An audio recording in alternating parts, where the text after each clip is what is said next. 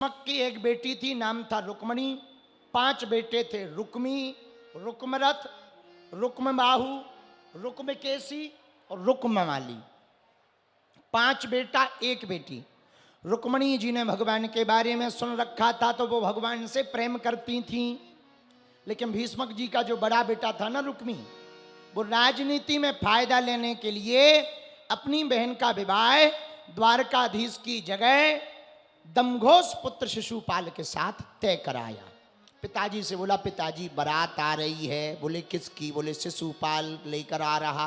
किसके लिए? बोले बहन के लिए, रुक्मणी के लिए। जब ये बात पता लगी रुक्मणी को तो बहुत परेशान हो गई कि हम विवाह ठाकुर जी के साथ करना चाह रहे, लेकिन हमारा भाई विवाह तो शिशुपाल के साथ करवाना चाह रहा है, क्या किया जाए? भाभी ने उपाय बताया। 7 श्लोकों का पत्र लिखा, भगवान को भेजा। भगवान बहुत इमरजेंसी है। पत्र आया, पत्र में भगवान ने पढ़ा, ब्राह्मण पत्र लेके आए, ब्राह्मण का स्वागत किया। पत्र भगवान ने पढ़ा, विचार किया जल्दी जाना चाहिए। भगवान ने तुरंत रथ तैयार किया। 4 घोड़े हैं भगवान के जो हवा में बातें करते हैं, सैब्य, सुग्रीव, मेघ पुष्पक और बलाहक। 4 घोड़ों को रथ में निभोया और भगवान आ गए। इधर शिशुपाल भी बारात लेके आ गया। पत्र में लिखा था, प्रभु हमारे यहाँ नियम है, बिटिया का जब विवाह होता है तो गांव के बाहर देव पूजन के लिए आते हैं, तो जब हम गौरी पूजन करने आवे उसी समय आप हमारा हरण करके ले जाना। भगवान आ गए। उसी समय बारात आई तो रुक्मी ने अपने पिता से कहा, पिताजी बारात आ गई है, सगाई नहीं चढ़ी थी, सामान ले जाओ। तो सगाई का सामान लेकर के भीष्मक महाराज जा रहे थे, तब तक खबर लगी कि द्वारकाधीश आए हैं। किसी ने बता दिया। सोचा पहले इनका स्वागत कर लें, द्वारकाधीश हैं भगवान। जरासंध से युद्ध के बीच में ही रणछोड़ दास बन करके भगवान द्वारका चले गए थे और द्वारका के राजा बन गए थे, तो द्वारकाधीश हो गए। तो सोचा इनका स्वागत कर लिया जाए।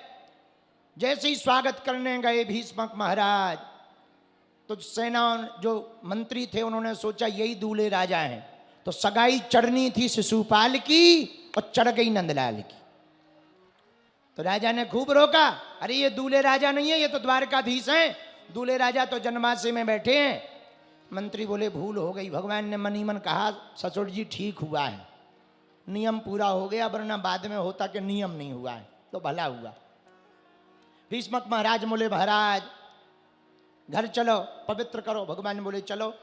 अब भगवान आए तो गांव भर में हल्ला हो गया कि यही दूल्हा है नगर में। तो एक बूढ़ी माता जी भगवान को देख करके बोली, वाह कितना सुंदर दूल्हा है, रुक्मणी भी सुंदर है, दूल्हा भी सुंदर है। तो एक मंत्री ने कहा, ये दूल्हा नहीं है, ये तो द्वारकाधीश हैं, दूल्हे राजा तो जनमासे में रसगुल्ला का सीरा पा रहे हैं, ये नहीं है दूल्हे राजा, वो तो जनमासे में बैठे हैं। अच्छा।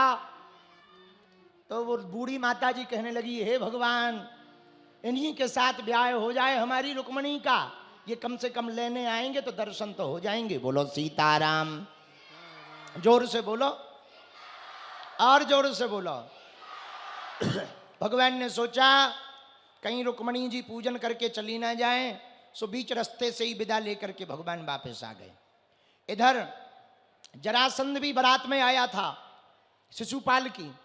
पता लगा कि द्वारकाधीश आए हैं तो जरासंध शिशुपाल के पास गया। बोले सुनो, जहां ये द्वारकाधीश रहते ना, वहां दाल में काला नहीं, पूरी दाल ही काली रहती है।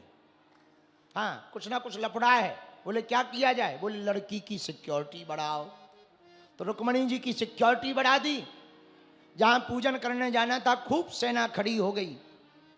अब रुक्मणी जी बड़ी चिंता में, भगवान को आज तक देखा नहीं, आए होंगे तो कहाँ होंगे, कैसे दिखते होंगे, और बताओ हमने तो कहा था अकेले रहेंगे, पर यहाँ तो बहुत सेना आ गई, क्या किया जाए?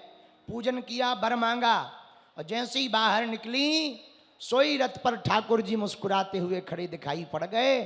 सोई रुक्मणी जी पहचान गई, हमारे ठाकुर जी तो सबसे अलग हैं, यही हैं।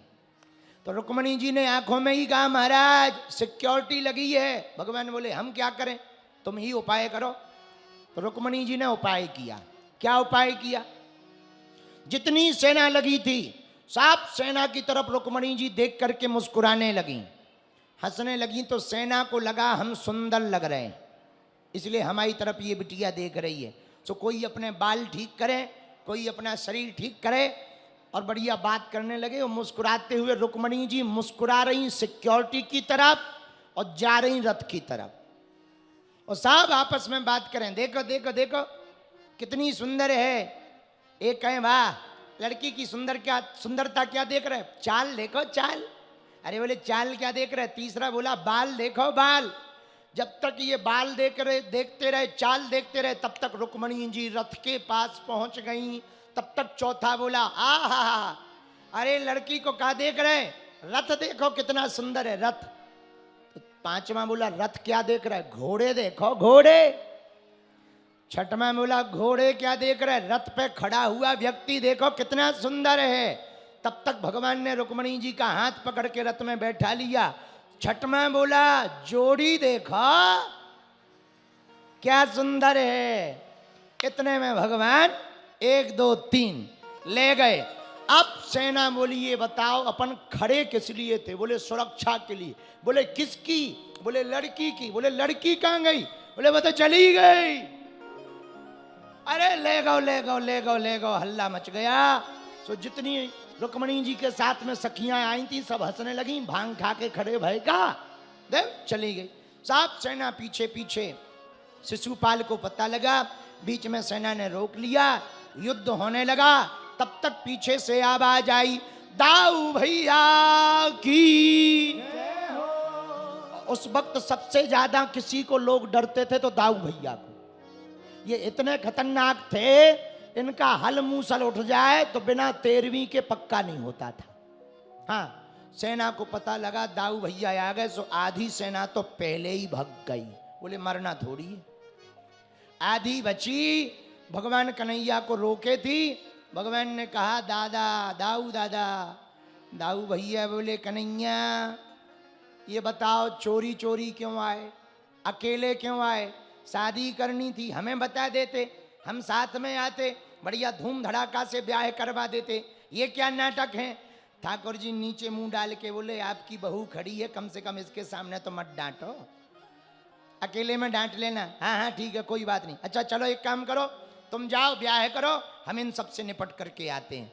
सो भगवान आगे बढ़ गए, दाऊ भैया निपट रहे हैं। इधर आए रुक्मणी जी श्रृंगार कर रही हैं, ब्याह की तैयारी चल रही।